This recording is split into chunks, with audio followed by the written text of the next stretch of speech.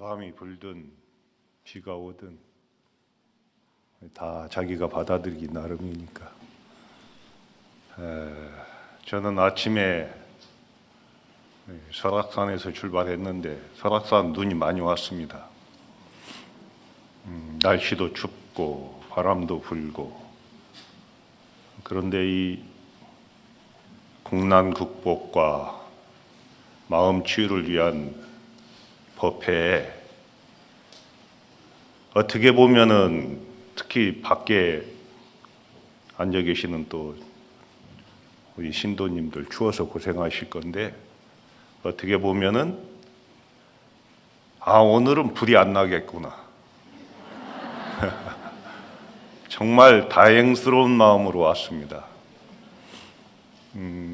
너무 가물면 늘 그게 걱정이고 또 이 계곡의 물이 쫄쫄쫄 흐르면 그게 늘 아쉬워했습니다. 근데 물도 많이 흐르고 산에 눈이 쌓여 있고 전국의 소방관들이 그동안 못 쉬던 걸 좀 오늘은 쉴 거 아닙니까? 그러니까 우리가 오늘 좀 불편하더라도 그런 큰 마음을 좀 가져주셨으면 합니다. 예로부터 나라가 어렵거나 우리 백성들의 삶이 고달프면 산속에서 수행하는 스님들이 나서서 그런 걸 치유하고 위로하고 그런 또 제도 지내고 법회도 열었던 것입니다. 이번에 그런 차원에서 우리 중원장 스님과 조계사 주지 스님 또 전국 선원 수자회 스님들이 힘을 합쳐서 법회를 마련한 것 같습니다. 기꺼운 마음으로 동참했습니다. 이제 우리 불교는 부처님으로부터 시작합니다. 근데 지금 초파일 등이 많이 걸려 있는데 옛날에는 저기에다가 일일이 썼거든요. 천상 천하 유아 독조, 하늘 위와 하늘 아래 오직 나홀로 높다.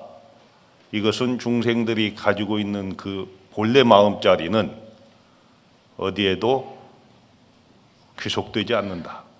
다 주인공이다. 이 뜻입니다. 전부 부처다. 이런 뜻이에요. 근데 부처의 안목으로 보니까 삼계 계고 아당 안지 우리가 사는 이 세상은 전부 고통이다. 그것을 내가 마땅히 편안케 하리라. 이것이 이제 부처님의 전도 선언입니다. 안지 편안하게 하겠다. 그럼 어떻게 편안하게 할 것이냐 이 말이에요. 그래서 부처님은 길로 다니시면서 중생교화에 나서셨던 것입니다. 그래서 오늘은 이 편안하게 하는 데 있어서 이 안지가 나중에 그 조사선에 와가지고 안심법문으로 이어지거든요. 그런 쪽에 말씀을 드릴까 합니다. 교재가 다 있죠? 저는 교재는 그냥 안 가지고 내가 페이지로 이야기할게요. 내가 맡은 게 63페이지부터 84페이지까지입니다. 근데 7분이 하게 돼 있잖아요. 그래서 제가 6번까지입니다. 제목이 6번, 수법까지. 선부터 수법. 내일은 이제 정해부터 해국큰 스님이 다른 것. 또 이래서 6분이 정확하게 끝내고 마지막 7째 날은 전체를 6조 단경을 전체를 회통을 치는 그런 순서로 되어 있습니다. 그래서 저는 오버하지 않고 제가 맡은 분량만 할게요.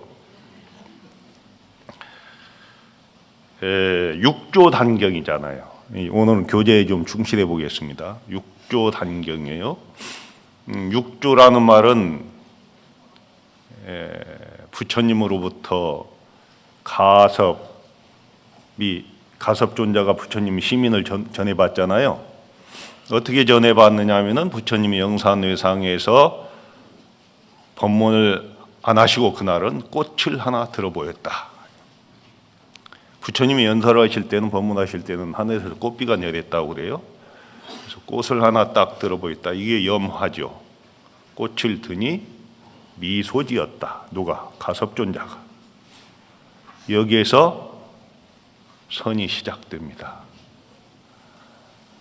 이것은 말로 전하는 것도 아니고 글로 전하는 것도 아니고 마음으로서 마음에 전하는 것입니다. 이걸 이심전심이라고 그럽니다. 마음으로서 마음에 전해. 거기도 문서도 필요 없습니다. 이 제1대 조사가 가섭존자입니다. 그 다음에 2대 조사가 아란존자입니다. 3대 존자가 상노하수 존자입니다. 28대의 달마 대사입니다. 서천죽 향지국의 네 번째 왕자로 태어나신 달마 대사가 28대 조사가 됩니다. 부처님의 시민을 전해받은 분들을 우리 한문권에서는 조사라고 합니다. 할아버지 조자, 스승 사자. 이게 조사는 아무나 쓰는 이름이 아닙니다. 28대 달마 대사가 중국으로 건너오십니다. 그 시민을 가지고. 그래서 진나라 양무제 때, 양무제가 불심천자라고 하는 사람이에요.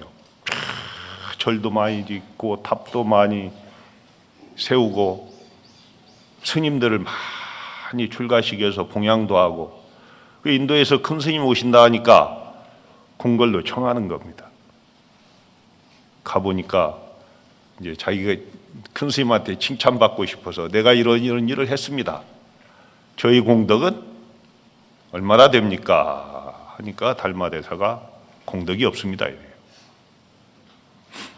왜 공덕이 없겠습니까? 그러나 그것은 유한한 공덕이죠. 그죠? 한계가 있는 거예요. 서너 자리에서는 한계가 있는 것은 그다지 크게 치지 않습니다. 더 큰 게 있다는 거죠. 무한한 게 있다는 거죠. 그러고 했다는 상이 있기 때문에 나는 이런 탑을 짓고 이런 법당을 짓고 스님들을 이렇게 봉양했다고 하는 생각이, 아상이 있기 때문에 이미 공덕이 아닌 거예요.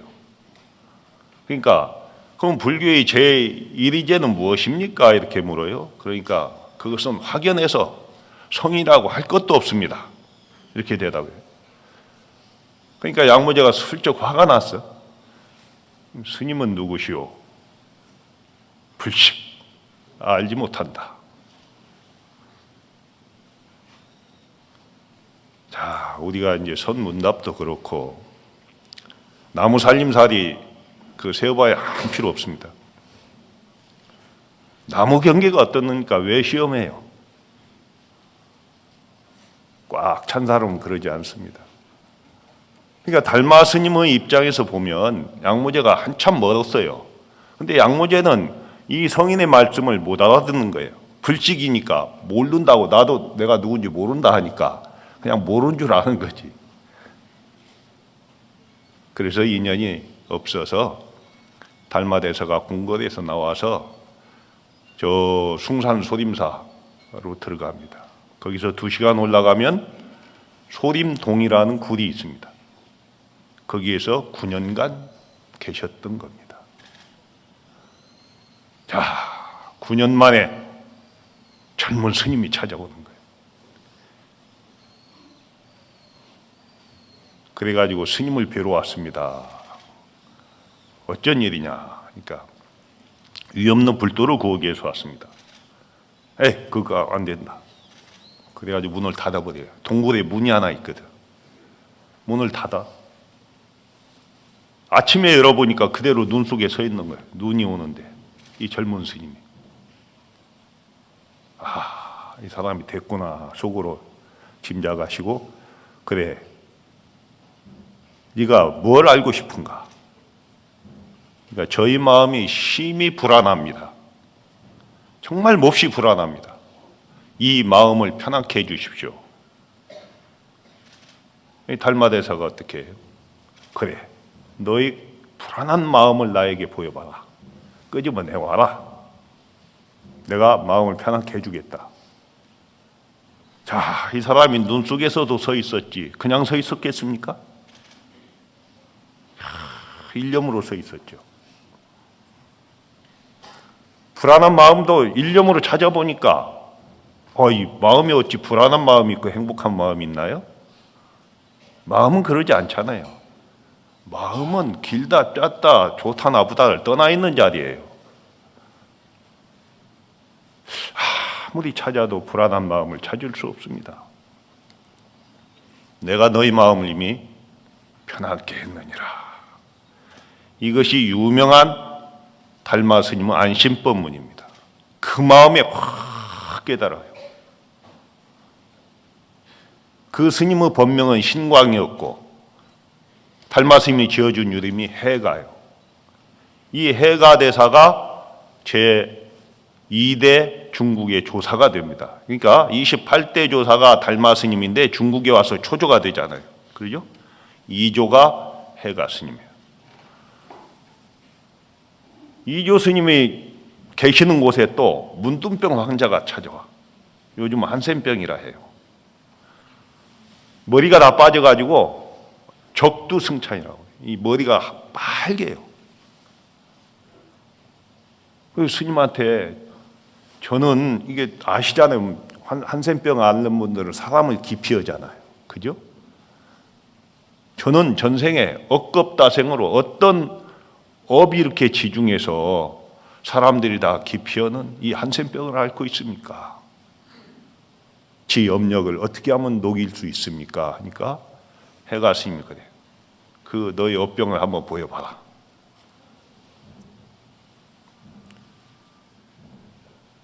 여러분 천수경에도 보면은 죄무자성 종심기 심양멸시 죄영말 그래요. 죄라고 하는 자성이 따로 있지 않아. 마음 따라 일어난다고 그랬어요. 근데 아무리 찾아도 자기가 업으로 생각했던 이것을 평생을 지니고 살은 이 사람 마음으로 아무리 찾아도 업이랄 게 없는 거예요. 그러니까 찾을 수 없습니다. 내가 이 너희 마음을 이미 편하게 했느니라. 이게 또 안심법문이에요. 이분이 문둥병 환자가 처사였는데 3조가 돼요. 3조가. 바로 그 자리에서 3조가 돼요. 깨치니까.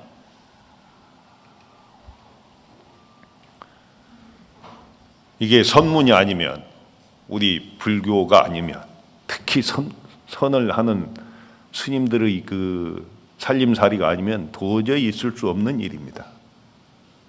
그 위없는 3조가 됩니다. 이분이 얼마나 큰 깨달음을 얻었는지 나중에 신신명이라는 걸 짓잖아요. 이 신신명 대단한 겁니다. 앞으로 봐도 뒤로 봐도 거꾸로 봐도 완벽한 어록입니다. 중도에 대해서 그렇게까지 고구정령하게 다양하게 법문을 하신 내용이 그리 없습니다.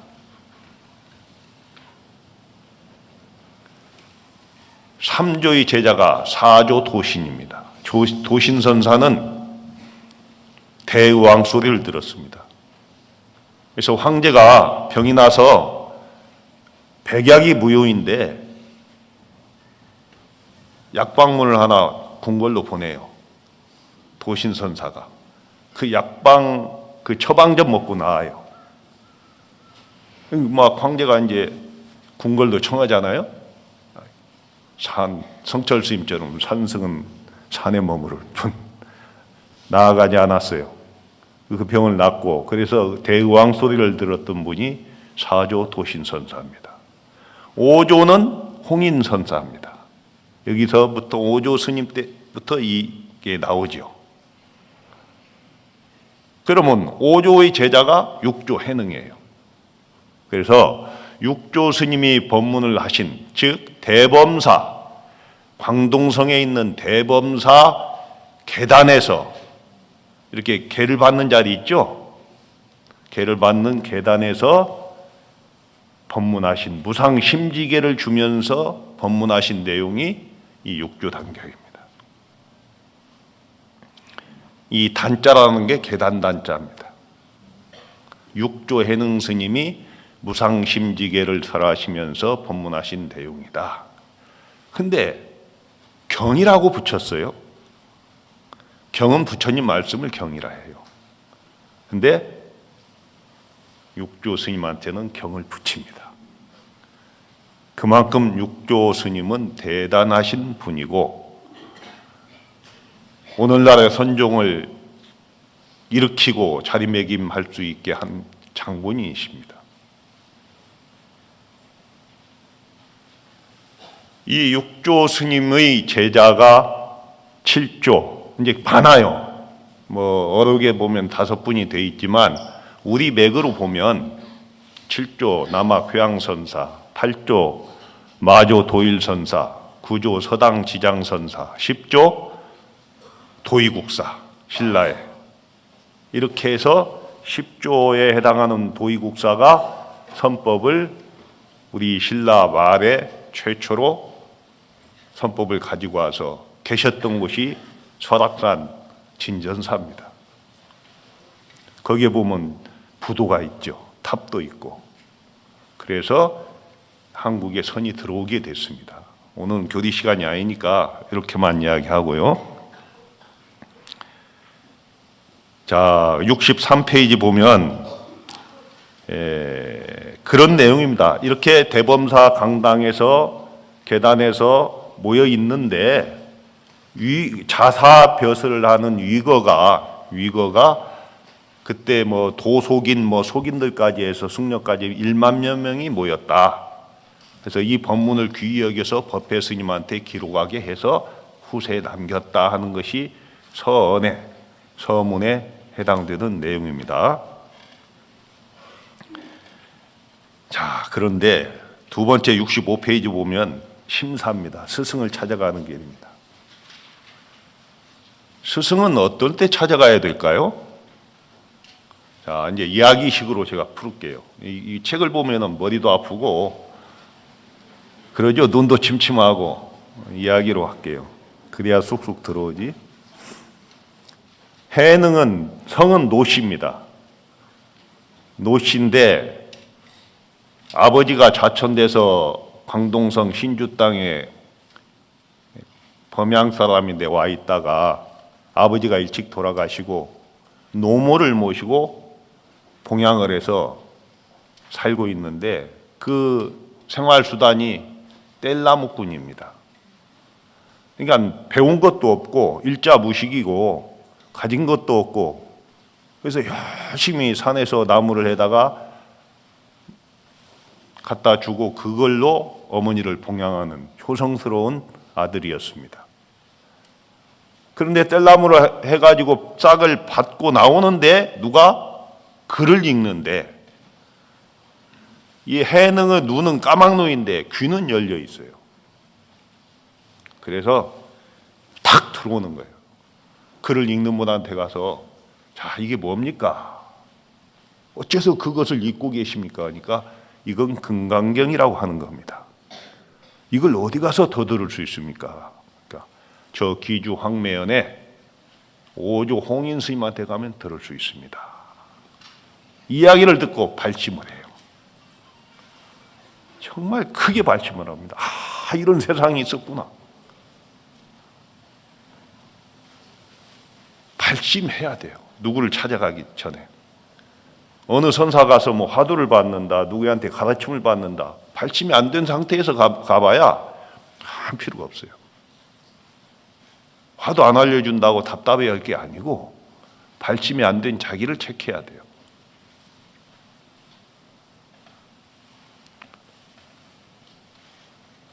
발심을 했어요. 그래서 열심히 일을 해가지고 어머니 자실 쌀을 마련해 놓고 개나리 보찜 메고 그 먼 길을 찾아갑니다. 여러분들 여기 오실 때 자동차 타고 오셨겠지만 옛날에는 걸어서 갑니다. 저 광동선 남쪽에서 양자강 넘어서 황매연까지 가려면 엄청난 거리입니다. 그것을 개나리 보찜 메고 집신 삶아 가면서 산 넘고 물 넘어서 찾아간 겁니다.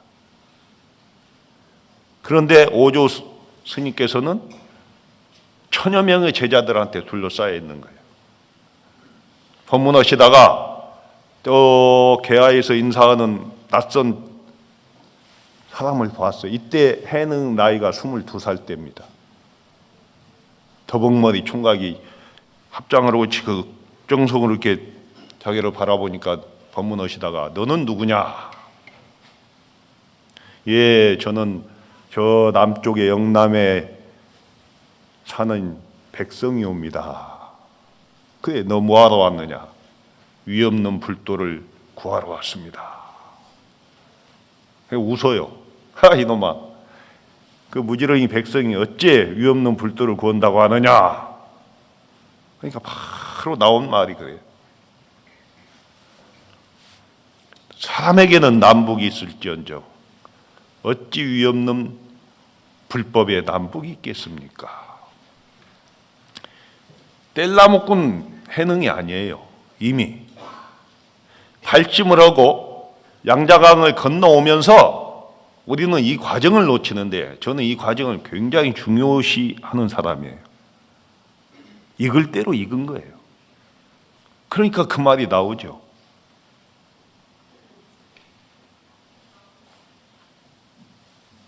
그러니까 오주홍인이 깜짝 놀래잖아. 저놈아, 너도 허튼 소리 하지 마라. 가서 방 하나 찌어라. 8달 동안 방 하나만 찢습니다. 그런데 우리 스님들도 전부 절에 들어오시면 행자생활 하죠. 이 하심하는 과정입니다. 자기를 내려놓는 과정이에요. 근데 하심이 참 안 되면 떠나버려요. 옛날에는 행자들 많이 떠났어요. 행자생활 4년씩 한 스님들 많잖아. 예? 이 하심이 참 행자생활은 어렵거든. 힘들어요. 그래서 하심하는 이야기를 하나 하면은 그 마조 스님의 제자 중에 남전 보원선사가 있고 남전 보원선사가 이제 구조에 해당하잖아요. 마조가 8조니까 거기에 조주선사가 계십니다. 10조에 해당하는 거예요. 조주스님. 이분이 어느 날 심심하니까 제자 문원을 불러요. 문원수자 밖에 있느냐? 예, 있습니다. 돌아와봐라. 우리 내기 좀 하자. 심심하니까. 예, 뭐 내기 할까요? 그 떡값 내기 하자. 떡이 좀 먹고 싶다. 떡값 내기. 예, 뭘로 할까요? 하심하기 하자. 아니, 위대한 도인하고 상자하고 하심하기 하면은 위대한 도인이 불리하죠. 그러잖아요. 이미 기울어준 운동장 아닌가. 같이 야해도 예, 하십시오. 그러니까 조주선사가 나는 당나귀다 그래. 갑자기. 그러니까 문원 상자가 문원 스님이 얼른 받아서 저는 당나귀 볼기짝입니다. 그러니까 조주 스님이 나는 당나귀 볼기짝에서 나온 똥이다. 더 낮췄죠? 낮추는 거야 지금 그보다. 그러니까 나는 당나귀 똥 속에서 나온 당나귀 엉덩이에서 나온 똥 속에 사는 벌레입니다. 이래 버렸네. 그러니까 조주 스님이 말이 막혔어요. 그러니까 너 거기서 뭐 하느냐? 그러니까 여름 휴가를 즐기고 있습니다. 조주 스님이 두말 없이 떡값을 냈어요. 그 제자의 그 스승 아닙니까? 요 정도 하심이 돼야 돼요. 아, 하심했다. 이게 안 된 겁니다. 네.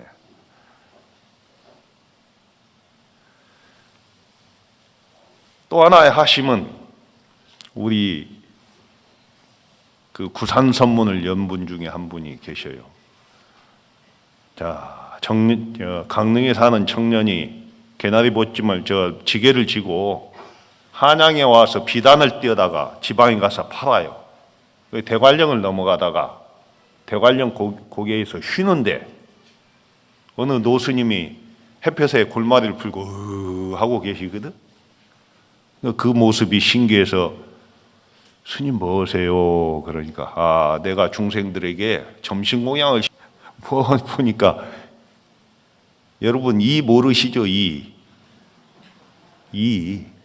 골마를 풀어갖고 이가 따뜻한데 나와서 자기 피를 빨아먹도록 공양을 시키고 있는 거야. 이가 물면 되게 가렵거든. 그러니까 하고 있는 거야. 이 모습이 이 청년의 볼 땐 너무 성스러운 거예요. 아이 스님 저도 어떻게 하면 스님같이 될 수 있습니까? 내가 하자는 대로 할래? 예. 강릉으로 넘어가다가 그냥 오대산으로 들어가요. 오대산 월정사. 오대는 남대, 북대, 중대, 서대, 중대 해서 오대 아니요. 중국에 오대산이 있듯이. 거기에 동대 관음암이 있어요. 관음암에 또 조그만 토굴이 있는데 거기까지 올라가서 겨울인데 도 닦는 것도 금강산도 식후경인지 밥을 해 먹어야 할 거 아니냐. 솥이 잘못 걸렸다. 기울어졌다. 다시 좀 걸어봐라. 이 청년이 보니까 잘 걸려 있는데 그런단 말이에요. 예, 알겠습니다. 찬물에 황토를 이겨가지고 솥을 걸잖아요. 잘 걸었어요. 스님 잘 걸었습니다. 이게 뭐야 이놈아, 솥이라고 걸었느냐. 탁 주장자로 무너뜨리고, 예, 다시. 여러분 같으면 4번만 하면 별 사람 다 봤네. 누구 말도 요즘 별놈 다 봤네. 그러고 가버릴 거 아니요. 근데 9번이나 고쳐 걸었어요. 그러니까 이제 솥이 제대로 걸렸구나. 밥에 먹자. 그 스승이 무렴국사입니다. 성주산문을 일으킨 구산선문을 국사를 지낸 분이에요. 그 제자가 구정선사입니다. 솥을 9번 고쳐 걸었다. 이 정도 하심과 신심이 있어야 선문에 들어올 수 있다는 말이에요. 정진 안 된다고 할 일이 아닙니다. 내가 그것을 받아들일 수 있는가를 먼저 점검해야 되는 일이에요. 나무 살림에 관심 갖지 마세요. 아셨죠? 예. 그렇게 해서 스승을 찾아가서 방앗간에서 열심히 방아를 찧었어요.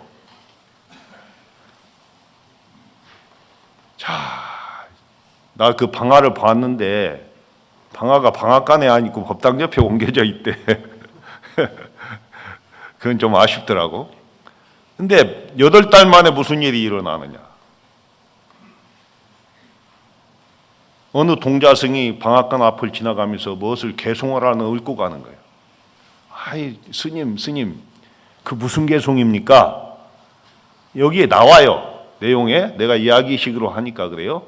아직 모르시오. 우리 오조 홍인 조사께서 너희들 말이야, 밥벌레들 천명대중한테 그러지 말고 생사가 급하다. 그러니 너희들 공부한 거 개송을 하나씩 지어서 내한테 가지고 오너라 이랬대. 그 개송을 보고 내가 6대 조사를 임명할 것이다. 그래서 그 과정을 이야기하는 거예요. 1000명이 다 한결같이 우리들의 교수사인 신수대사가 계시는데 우리가 굳이 개송을 애써 지을 게 없다. 이분이 6대 조사가 될 거니까 그분을 의지해서 수행하자. 이래서 1000명이 전부 개송을 안 짓는 거예요. 그러니까 신수대사가 그 대중의 마음을 알고 부담을 느끼는 거야. 이걸 어떻게 하면 좋은가? 내가 6대 조사, 6조를 탐하는 사람이 될까 봐. 근데 한편으로는 내 공부가 얼마나 됐는가 또 모른다. 그 다음에 1000명의 기대를 내가 저버려서는 안 되지. 이런 고민으로 며칠 있다가 그 남쪽 벽도에 오조 홍인 스님이 이렇게 지나다니는데 능가 변상도를 그리려고 화공을 불러왔는데 다음 날 그리려고 했는데 거기에다 개송을 밤에 쓰고 자기 방으로 들어가 버려요. 그게 거기에 나옵니다. 신시 보리수요. 몸은 깨달음은 나무요.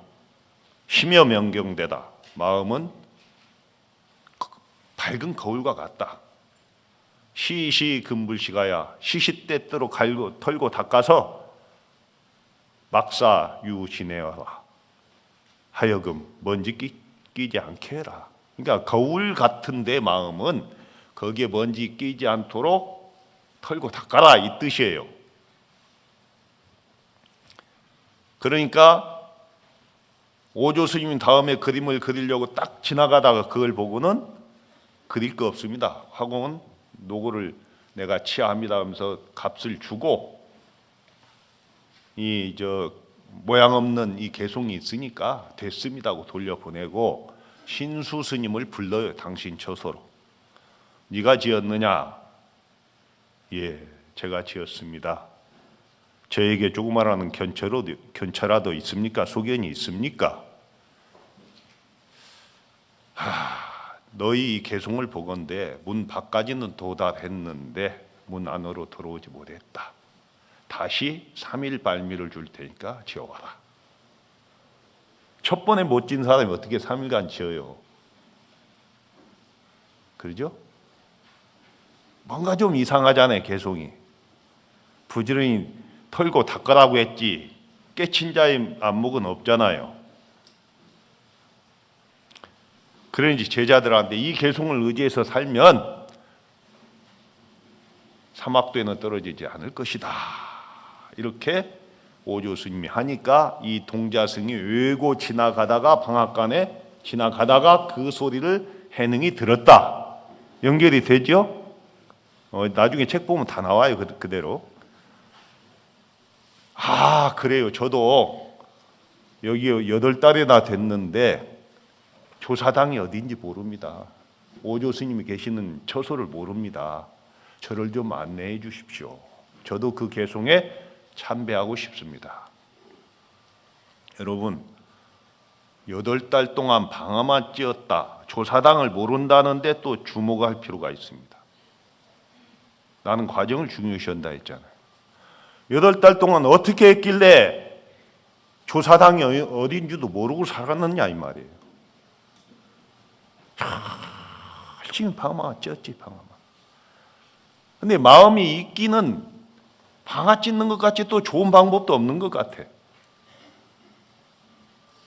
그러잖아요. 자, 8달 동안 방아 찧었어요. 옛날에 이 금강산의 마연선방이 유명해요.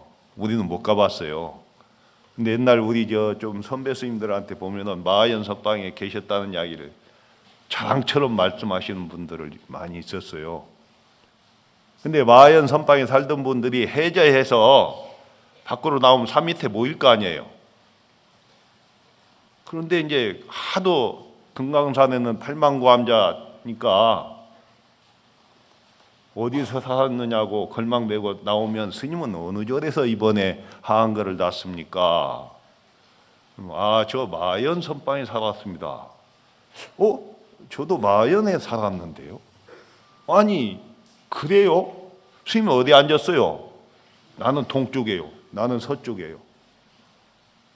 이 말이 방이 크다는 이야기도 되지만 옛날에 불 때는 방이 크면 얼마나 크겠어요. 옆 사람도 모르게 정진했다는 거지. 그런 뜻이 있어요. 그러니까 8달 동안 방아만 찧었다는 이야기를 섣불리 봐서는 안 된다. 자, 조사당이 안내를 해서 그 개송에 참배를 하고 설명을 들었어요. 그 다음에 해능이 볼 때는 그 마음자리를 못 깨달은 거거든. 나도 하나 지을 테니까 내가 글모를 좀 써주세요. 그래가지고 이걸 뒤집어 버려요. 이건 영화의 반전도 이런 반전이 없어요. 행자가 글을 지었는데 신수대사의 글을 뒤집어 버린다고. 신수보리수요 했는데 보리본무수요 그랬네. 몸은 깨달음 나무라 했는데 보리랑 깨달음 나무랑 본래 없다. 그 다음 심여 명경대 마음은 밝은 가을과 같다 했는데 밝은 거울이라는 것도 본래 있지 않다. 명경력 비대다. 자, 시시금불시가야 시시때때로 털고 닦아서 그 거울에 먼지 끼지 않게 하라 했는데 불성은 항상 청정하거늘. 불성상청정. 이것은 여러분이 가지고 있는 건 도낭본이기 때문에 이렇게 내가 이야기합니다. 도낭본에 이렇게 불성상청정이라고 되어 있어요. 불성은 본래 맑고 깨끗한데 하처 유지내리요. 어느 곳에 먼지 끼겠느냐. 180도로 뒤집었어요. 사람들이 다 놀래는 거예요. 이야, 이거 행색으로만 사람 볼 일이 아니다. 그러니까 그냥 해는 자기 다시 방앗간에 가서 방아를 찧어요 또. 자, 8달 동안 나타나지 않았던 홍인조사가 그날 저녁 무렵에 방앗간에 나타납니다. 주장자를 짚고 턱 나타나더니 쌀이 잘 켜지느냐, 요 대목에는 없어요. 다른 본에는 이게 있어요. 그러니까 방아 돌리다가 돌아보지도 않고 쌀 킨지는 이미 오래인데, 쌀이 익은 지는 오래인데 키지를 못했습니다 하면서 방아를 돌리고 있어요. 그 말이 뭐야? 공부 잘 읽느냐 이 말이죠? 방아 잘 찧어지느냐? 그러니까 하는 말이 쌀은 익은 지 이미 다 찧었는데 키지를 못했다. 까부는 거 있지, 키에다가. 이 말은 뭐예요? 스님한테 점검 못 받았습니다. 이미 공부는 돼 있습니다. 아무도 못 알아듣는 거예요. 오조 스님을 따라가는 시자마저도 못 알아들어요. 그러니까 오조 스님은 그냥 주장자로 바닥을 3번 치고 그냥 가셔요. 오늘 저녁에 삼경에 나한테 오너라 이 뜻이에요. 삼경은 밤 9시부터 11시 사이입니다. 쫙 아까 가봤잖아. 그 글 쓰느라고, 글 참배한다고. 거기에 딱 들어가요. 그러니까 오조 스님이 가사로 문 불빛을 다 막아버려요. 그리고 금강경을 쫙 법문하셔. 응무소주 이생기심하라. 응당이 머무는 바 없이 그 마음을 내어라. 여기에서 완전하게 깨쳐요. 확철대오를 해요. 어떻게 보면은 뗄나무꾼 때 금강경 들은 것이 약간의 있던 깨침이 있었다면 방아 찍으면서 또 익을 대로 더 익었고 완벽하게 그냥 깨쳐요. 그 자리에서 오조 홍인대사가 의법을 전달해요. 의는 가사예요. 가사.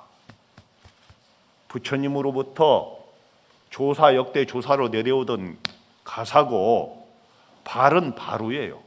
스님들이 일희일발도 산다 하잖아요. 너를 이 심표로 6대 조사로 삼노라. 너는 얼른 떠나라.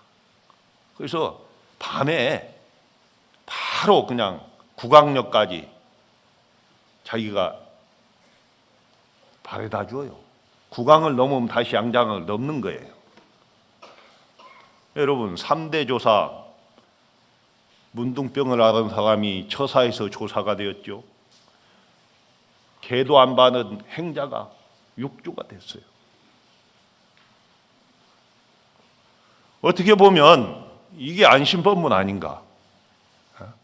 정말로 무한한 가능성을 열어 보이고 평등을 이야기하고 마음을 깨치는 자를 존중하고 물질은 거기에서는 어디에도 붙일 수 없습니다. 이렇게 해서 육조가 돼요, 이분이. 정말로 대단한 사건입니다, 이것은. 자, 육조 스님이 이제 열심히 가니까 나중에 알아요. 의발이 전수됐다는 걸. 그래서 제자들이 막 따라오는 거야. 2달 동안 따라왔어요. 밤에 은밀하게 빨리 떠나라고 한 이유가 있을 거 아니에요. 법에 안목이 없는 자가 조사의 자리만 탐으니까 너 밤에 떠나라. 근데 대유령이라는 곳에 고개를 넘으려고 하는데 나머지는 다 힘에 붙여서 돌아가고 삼품장군 출신인 해명이라는 분만 쫓아와요. 그러니까 육조 해능이, 해능 스님이 그때는 해능 행자요, 6대 조사지만 얼른 의발을 그냥 바위에다 올려놓고 바위 뒤에 숨거든. 여기도 이 도낭번에는 안 나와요. 숨으니까 그 장군 출신이니까 탁 의발을 취하려고 하니까 의발이 바위에서 움직이지 않아. 그러니까 얼른 뉘우치고, 저는 법을 위해서 왔지 이 의발 때문에 온 거 아닙니다. 저를 제도해 주십시오. 탁 이렇게 나와요. 그러니까 바위 뒤에서 탁 나오면서 육조 해능이 선도 생각하지 말고 악도 생각하지 않을 때 어떤 것이 그대의 본래 면목인가. 여기서 깨쳐요. 갑자기 왜 선악이 나왔을까? 이것은 어떻게 보면은 선사들한테는 매맞을 짓이지만 여러분의 이해를 돕기 위해서 한마디 붙이자면, 의발을 탐한 마음은 좋은 마음이 아니었죠. 근데 탁 내려놓고 제가 의발을 원하지 않았습니다, 법을 위해서 왔습니다 하는 것도 돌이켜서 선이 됐지. 그러니까 선악을 생각하지 않고 그 떠난 자리에 어떠한 것이 그대의 본래 면목인가, 이렇게 제접을 멋지게 하신 거예요. 그 자리에 깨달아요. 그래서 해명이잖아, 해명. 그래서 같은 해는 해자를 쓸 수 없다. 그래서 도명이라고 이름을 바꾸고 북쪽으로 와서 교화를 하셨습니다. 여기까지가 육조 해능대사가 발침해서 출가해서 오조 스님을 찾아뵙고 하는 과정을 이야기했습니다. 여기다 조금 제가 이제 살을 붙이자면은, 금강경은 육조 해능대사께서 이 금강경 5가에 소를 붙인 게 있어요. 중생의 차일권경이, 이 한 권의 금강경이 본래 중생의 성품에 다 구족해 있다. 그러나 그것을 스스로 보지 못하는 자는 다만 문자만 독송할 것이다. 흰 것은 종이요 검은 것은 글자구나, 이렇게. 그런데 마음을 밝힌 자는 그 금강경이 문자에 있지 않음을 비로소 알 것이다. 이렇게 금강경 5가에 육조 해능대사께서 붙인 내용이 있어요. 그 다음에 우리나라 조선시대에 부유선사 맥을 그 계통의 백암성총선사라는 분은 아유일공경, 나에게 한 권의 경이 있으니, 이 금강경을 이야기합니다. 불인지묵성이라, 종이나 먹으로 이루어진 경전이 아니다. 전개무일자다. 쫙 그러기 때문에 확 펴도 한 글자도 없다. 글자나 먹으로 이루어진 글자가 경이 아니니까. 그러나 한 글자도 없지만 상방 대광명하리라. 항상 대광명을 놓는다. 경전도 경안이 열리면은 그건 종이가 아니에요. 근데 우리는 경전을 종이로만 읽는 거 아닌가? 글로만 읽는 거 아닌가? 문자에 탐착하지 않은가?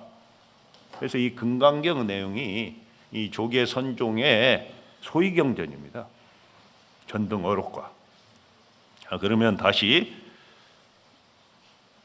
우리가 대한불교 뭐죠? 조계종. 여기는 총본산 조계사. 이게 육조 스님이 제일 행화를 많이 하셨던, 교화를 많이 하셨던 지금의 그 중국의 광동성 소주라고 해요. 소주 그 조계산, 또 조계라는 게 그 절 앞에 절 이름은 많이 바뀌었어요. 지금은 남아선사라고 해요. 앞에 흐르는 조그마한 개울이 있어요. 이걸 조계라고 그래요. 그러니까 조계종은 육조 해능 스님의 시민 전법을 이어서 수행하는 종단이다. 조계사도 그런 절이다. 그래서 육조 스님 얼마나 위대한가요? 그죠? 그 다음에 여기서 좀 한 가지 더 신수 스님에 대해서 한마디 하자면, 신수 스님은요 대단한 분이에요. 100살까지 사신 분이에요. 607년에 태어나서 706년에 돌아가셔요. 해능 스님보다도 한 30살 많아요. 근데 이분은 양경법주입니다. 양경. 그러니까 중국의 당나라 때 장안과 낙양, 이 양경 양수도의 법주였어요. 최고였어요.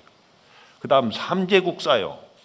측천무 중종 예종의 국사였어요. 대단한 분입니다. 그분은. 그런데 글자 하나 모르는 일자무식인 해능 스님이 육대조가 되는 사건, 이것이 지금까지 선부터 육법까지 수법까지 밝혔습니다. 그 다음에 이제 제가 좀 덧붙이고 싶은 게 있어요. 이 달마 스님으로부터 6조, 7조, 8조 쭉 내려오면서는 조사선 시대라고 해서 그때 그 당시 당체에 처해서 누가 문답을 통해서 그냥 깨치기 만든 게 조사선 시대입니다. 근데 이 조사선이 흘러오면서 깨치는 노래, 지은 개송, 열반송 이런 것들을 후래에 이 선사들이 외우고 하다 보니까 본질을 놓치고 문자선, 의리선으로 빠져들었어요. 뭐 시 이게 좋다. 시만 외웠지 마음자리는 깨닫지 못한 거예요. 이것을 송나라 때 대종고선사가 발견하고 과감하게 그런 것을 불태우고 가나선을 제창한 겁니다. 그러니까 어떤 사람들은 그래, 가나선이 별개의 수행이다 그러지 않아요. 부처님으로부터 내려온 시민을 전수받은 조사들에 의해서 이어진 이 조사선이 더 명료화된 거예요. 문자선, 의리선으로 빠지니까, 구두선으로 빠지니까 딱 하나 드러내는 것, 분별망상을 다 없애게 하는 이 화두선, 이걸 가나선이라고 합니다. 그래서 지금은 가나선을 공부하는 시간은 아니지만 그 육조 스님으로부터 대동된 그 조사선이 이렇게 가나선으로 명맥을 이어왔다. 그래서 지금 선명상하지만 선명상은 이제 총무원장 스님도 그러시잖아요. 선명상에서 가나선으로 가는 것이다. 가나선이 너무 어려우니까. 근데 쉬운 사람은 또 쉬워. 그러나 보편적으로 어려우니까 그런 어떤 디딤돌을 놓는 과정이다 이렇게 말씀하시는데, 만약에 선명상은 흙탕물이 일어났다가 차분하게 가라앉으면 물이 맑아지죠.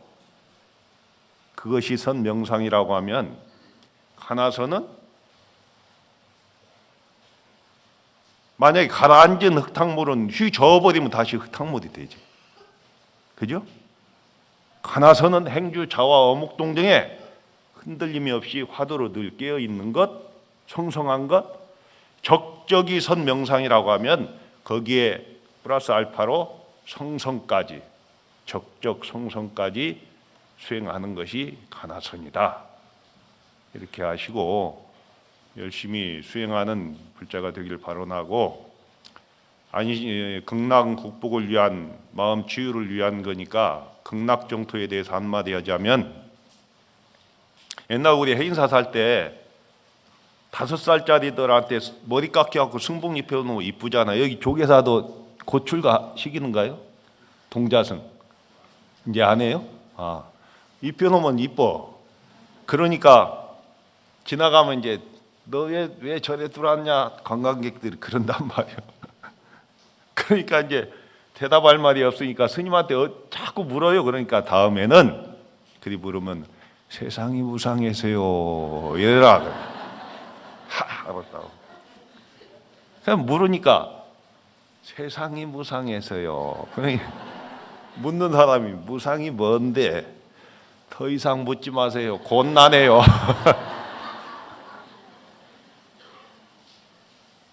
어느 동자승이 또 두부 사러 와. 두부. 노스님이 꼭 절 앞에 가서 아침마다 두부 한 모 사오라고 그래. 그러면은 그릇 깔고 달랑달랑 마을에 가서 두부를 사려고 하는데 꼭 노파가 길목을 지키다가 스님 어디 가세요? 두부 사러 가요. 아 그래요? 다음 날도 가면 또 어디 가세요? 두부 사러 가요.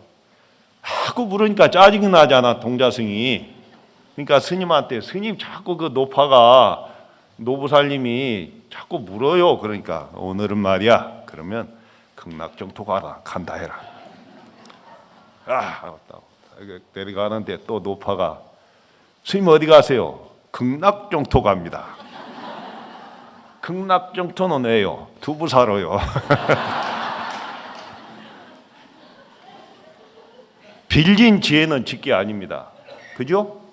빌린 지혜는 짓게 아니에요. 진짜 극락정토에 한다면은 두부 사러 간다고. 물론 극락정토가 두부 팔기는 하겠지.